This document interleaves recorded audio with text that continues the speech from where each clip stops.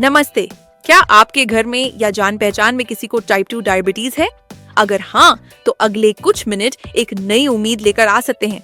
आज हम समझेंगे कि इसे सिर्फ मैनेज नहीं बल्कि शायद रिवर्स भी किया जा सकता है। तो चलिए सबसे पहले उस डर और उस बेबसी की बात करते हैं जो डायबिटीज का नाम सुनते ही महसूस होती है ना? ऐसा लगता है मानो ये एक लाइफ सेंटेंस मिल गया हो, एक ऐसी सजा जिससे कोई छुटकारा ही नहीं है। ये सवाल हर उस इंसान के मन में घूमता है जिसे डॉक्टर ये बताते हैं, एक ऐसी कंडीशन जिससे बचने का कोई रास्ता ही नहीं दिखता। पर क्या ये वाकई सच है, या फिर कहीं ऐसा तो नहीं कि हम सब ने अब तक गलत सलाह पर भरोसा किया है?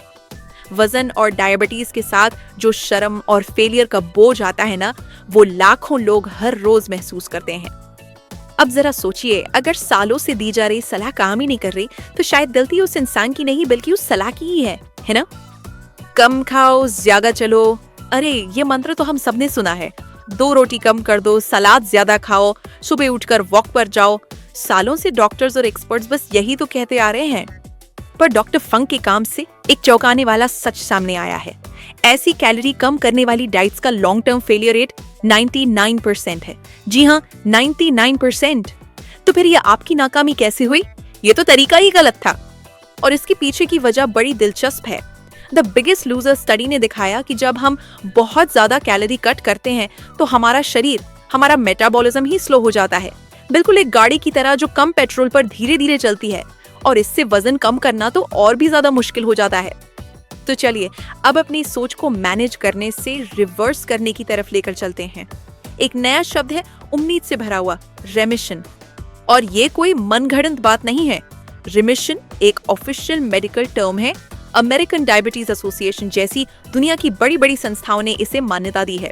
मतलब ये एक साइंटिफिक सच है। सीधे और आसान शब्दों में कहें तो इसका मतलब है बिना दवाई के ब्लड शुगर का नॉर्मल हो जाना। जरा सोच कर देखें ये कितना पावरफुल गोल है। तो चलिए अब इस नई अप्रोच के दिल को समझते हैं। ये हमारी सोच में एक छोटा सा लेकिन बहुत बड़ा एक क्रांतिकारी बदलाव है। फर्क बिल्कुल साफ है। पुराना तरीका इस बात पर जोर देता था कि क्या खाएं, मतलब कैलोरी गिनते रहो। लेकिन नया तरीका इस पर जोर देता है कि कब खाएं। यहाँ असली खेल व्हाट का नहीं, व्हेन का है। इसके पीछे की साइंस बहुत सिंपल है। सोचिए, जब हम खाते हैं तो इंसुलिन एक सिक्योरिटी गार्ड की तरह हमारी एनर्जी को फैट सेल्स में बंद कर देता है। लेकिन जब हम फास्ट करते हैं तो इंसुलिन का लेवल नीचे चला जाता है और ये गार्ड मानो छुट्टी पर चला गया हो। बस तभी हमारे शरीर के फैट स्टोर्स एनर्जी के लिए खुल जाते हैं, अनलॉक हो जाते हैं।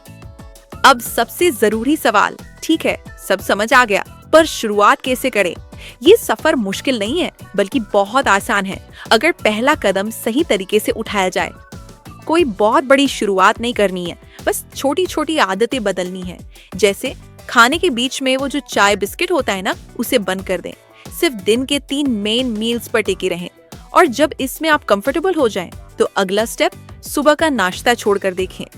इस किताब का टाइटल डिले डोंट डिनाई इसका पूरा सार बता देता है। इसका मतलब है कि आपको अपनी पसंदीदा चीजें हमेशा के लिए छोड़ने की जरूरत नहीं है, बस उन्हें खाने का समय बदलना है। व्रत रखें पर मन ना मारें। तो आखिर में बस ये एक सवाल, क्या हो अगर हमारी सेहत की चाबी दवाइयों की शीशी में नहीं बल्कि हमारी प्लेट के टाइम में, हमारे खाने के समय में छिपी हो? वेट लॉस और वेलनेस जर्नी को इजी बनाना है तो YouTube पर सब्सक्राइब और Instagram, Facebook पर फॉलो जरूर करें। हर वीक नए गाइडेंस मिलती रहेगी।